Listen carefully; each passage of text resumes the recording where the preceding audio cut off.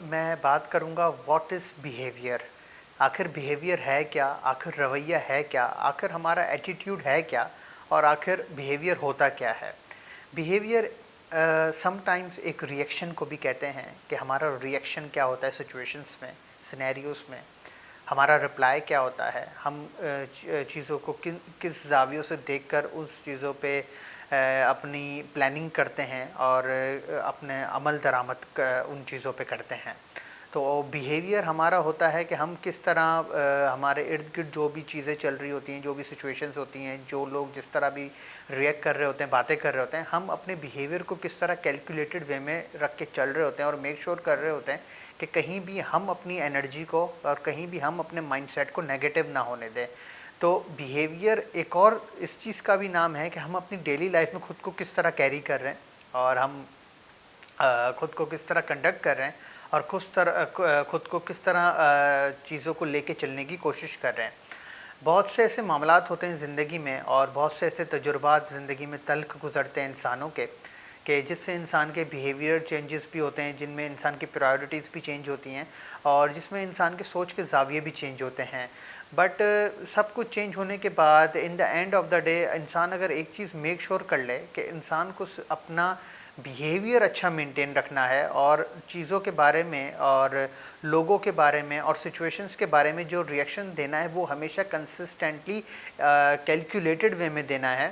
تو یہ اس انسان کی سب سے بڑی آج کے دور میں کامیابی ہے. ہم ظاہر ہے ایک ماڈرن ٹیکنالوجیکل ایرا میں رہ رہے ہیں جہاں پہ سائنٹیفک ڈیولپمنٹ بہت تیزی سے ہو رہی ہے, جہاں پہ کمپٹیشن لوگوں میں بہت بڑھ رہا ہے, جہاں پہ میڈیا ریس بہت بڑھ چکی ہے اور جہاں پہ کیمرہ کی آئے سے آلموسٹ کوئی انڈیویجول نہیں بچا ہوا.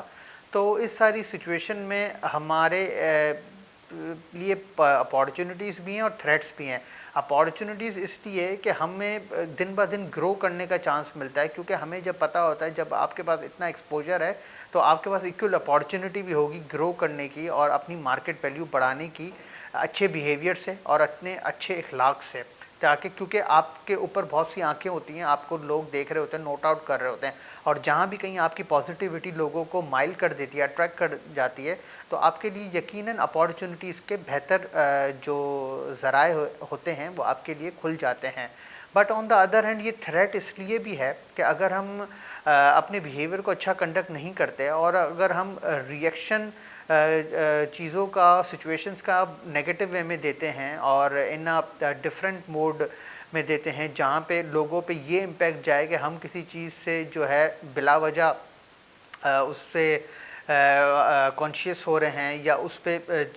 باتوں پر اور ان کی سچویشنز کو اچھی طریقے سے کیری نہیں کر پا رہے, تو یہ نیگیٹو امپیکٹ بھی ڈالتا ہے. تو گڈ بیہیویئر کے جتنے بے تحاشا ایڈوانٹیجز ہیں اور گڈ بیہیویئر سے انسان کو جو حاصل ہو سکتا ہے, جو مل سکتا ہے پروفیشنل لائف میں, ڈومیسٹک لائف میں, سوشل لائف میں, تو اس کے بے تحاشا اس کی افادیت بھی ہے, اس کے بے تحاشا فائدے بھی ہیں. بٹ تھریٹس کی اگر بات کریں تو اور اگر ہمارا گڈ بیہیویئر نہیں ہے اور نیگیٹو بیہیویئر ہے تو یقیناً انسان کے لیے بہت زیادہ پرابلمس بھی ہیں. تو ان ساری چیزوں کو انسان کو اپنا ایک سوٹ انالیسس کر کے اپنی سچویشنز کو, اپنے معاملات کو ایک اچھے رویے کے ساتھ کنسسٹنٹ وے میں ٹیکل کرنا چاہیے تاکہ اس کی گڈ بیہیویئر کا اسینس ہمیشہ برقرار رہے.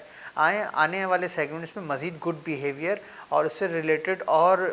امپورٹنٹ ایلیمنٹس کے حوالے سے بات کرتے ہیں.